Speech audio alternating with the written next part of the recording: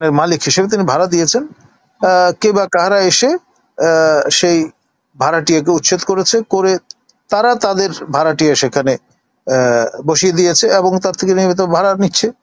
আর মাঝখান দিয়ে মূল যে মালিক, তিনি কাগজে পত্রে মালিক কিন্তু কোনো ভাড়া পাচ্ছেন না, এবং এটা অনেকটা মব কায়দায় করা হয়েছে। তো এই ধরনের পরিস্থিতিতে সর্বত্র আমরা দেখতে পাচ্ছি।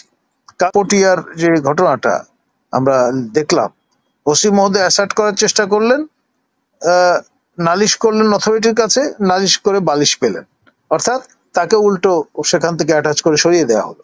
তো অসমর্থিত সূত্রে 50 জনের জীবন হানি হলো।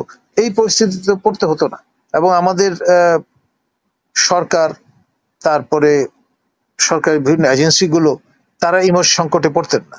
তো সব মিলিয়ে এই যে সঠিক সময় সঠিক কাজটি যে করা হচ্ছে না বা যাচ্ছে না, এই সবকিছুর পেছনে দায়ী এই মব সংস্কৃতি, ট্যাগিং কালচার।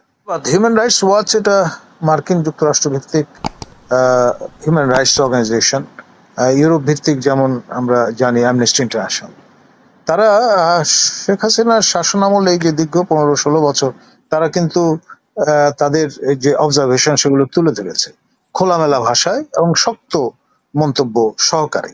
এবং তারা যে চিরন্তন ভাবে হিউম্যান রাইটস নিয়ে কাজ করে, জন্ডিসাইজড কোনো ভিউ মেনটেন করে না, নির্মোহভাবে যখনই মানবাধিকার লঙ্ঘন ঘটছে, পারপিট্রেটর কারা সেই মুখের দিকে তাকিয়ে কথা বলেন না, সেটিতে আবার সপ্রমাণ করলেন।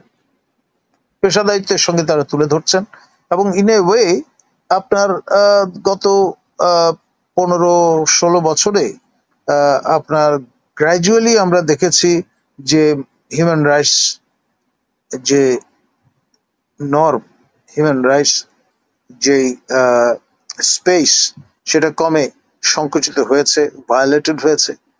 এখন যেই প্রতিশ্রুতি দিয়ে এই রেজিম ক্ষমতায় এসছে, মানুষের প্রত্যাশা কিন্তু গগনচুম্বী ছিল, সেটা ক্রমে নামতে নামতে নামতে নামতে এমন অবস্থায় এসে পৌঁছেছে অনেকটা ডেসপেয়ারের মতো। এবং এখানে হিউম্যান রাইটস মানে নতুন নতুন মাত্রায় ভায়োলেটেড হয়েছে। এই যে মব সংস্কৃতির সঙ্গে আমাদের পরিচয় আসলে ছিল না, যেটি এখন কার্যকর করা হচ্ছে।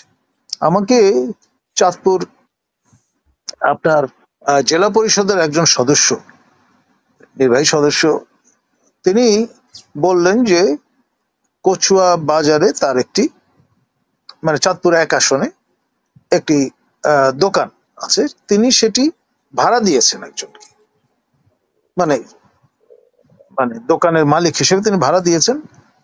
কে বা কাহারা এসে সেই ভাড়াটিয়াকে উচ্ছেদ করেছে, করে তারা তাদের ভাড়াটিয়া সেখানে বসিয়ে দিয়েছে এবং তার থেকে নিয়মিত ভাড়া নিচ্ছে। আর মাঝখান দিয়ে মূল যে মালিক, তিনি কাগজে পত্রে মালিক কিন্তু কোনো ভাড়া পাচ্ছেন না, এবং এটা অনেকটা মব কায়দায় করা হয়েছে। তো এই ধরনের পরিস্থিতিতে সর্বত্র আমরা দেখতে পাচ্ছি।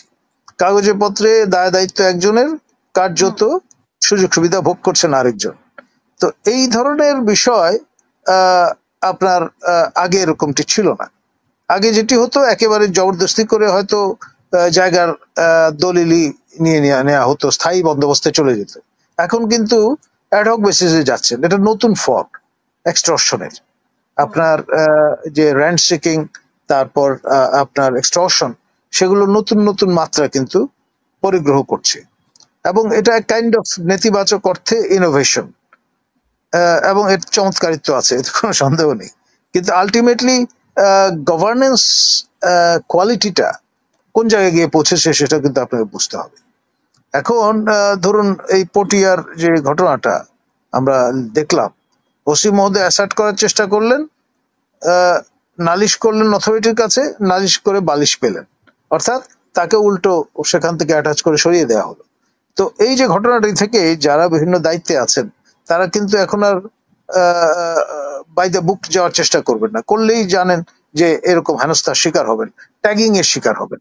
যে ট্যাগিং এর ভয়ে গোপালগঞ্জের মাঠ প্রশাসন 144 ধারা বিলম্বিত ভাবে কার্যকর করতে গেছে, ঘটনা ঘটবার আগে কার্যকর করেন। যদি ঘটনা ঘটবার আগে কার্যকর করতেন, তাহলে এই অফিসিয়ালি যে 5 জন মূল্যবান মানুষের জীবন হানি হলো বা মতান্তরে অসমর্থিত সূত্রে 50 জনের জীবনহানি হলো, এই পরিস্থিতিতে পড়তে হতো না। এবং আমাদের সরকার, তারপরে সরকারি বিভিন্ন এজেন্সিগুলো, তারা এই সংকটে পড়তেন না। তো সব মিলিয়ে এই যে সঠিক সময় সঠিক কাজটি যে করা হচ্ছে না বা যাচ্ছে না, এই সবকিছুর পেছনে দায়ী এই মব সংস্কৃতি, ট্যাগিং কালচার। ধন্যবাদ।